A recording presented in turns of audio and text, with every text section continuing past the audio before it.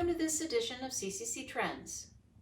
The collision repair industry, like all industries, experienced a challenging 2020. The pandemic and shelter-at-home directives led to declines in driving and congestion, and a reduction of over 20% in non-comprehensive auto vehicle claims in 2020 versus the prior year. Repair volumes, not surprisingly, also declined. At the beginning of the year, there were an estimated 41,000 body shops in the U.S. Roughly 35,000 of those were standalone body shops, and the remainder were dealers operating on-site or related body shops. The Paycheck Protection Program, or PPP, and other assistance as part of the CARES Act, as well as the designation of repair facilities as essential businesses, helped many locations through the most challenging early weeks and months of the pandemic. In 2020, nearly 50% of insurance appraisals processed by CCC on behalf of its customers were generated by repairers either through direct repair programs or through open shop. This number is up from just 41.7% in 2013.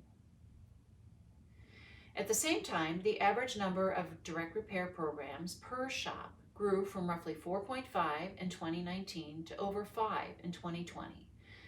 While the actual overall number of combined open shop and DRP programs per shop actually fell from 7.95 to 7.06.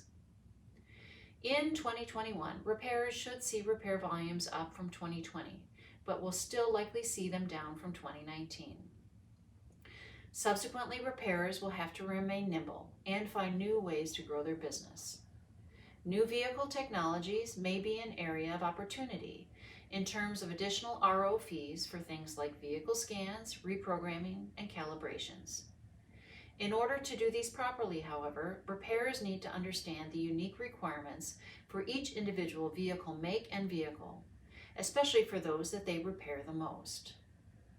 Repairers will continue to face other decisions that have been around since before the pandemic. For instance, repairers must still decide which and how much investment should be made in training, as it is often a key benefit attracting quality technicians. The availability of quality labor and tech has been identified as a challenge for the industry in surveys conducted by organizations such as Raymond James and Supplement Advisory going back to 2019. Once those employees are hired, finding time for hands-on training continues to be a focus for repairers. Heading into 2020, a survey conducted by IMR Inc. of independent repair shops identified that at the top of 2020, training was the top challenge and finding time for that training was the top challenge they faced. However, by mid-year 2020, that challenge, while it still remained, was supplemented and in some cases supplanted by safety and sustainability concerns related to the virus. How much recovery our industry will experience in 2021 remains to be seen. Many of the challenges in place pre-COVID still exist, but have been further complicated with new COVID-related challenges. Understanding your individual market conditions and the potential requirements specific to the auto manufacturer's vehicles that you are most likely to see can help you decide where to invest in training, tools, and more in the coming year. Thank you for joining us for our first edition of CCC Trends for 2021.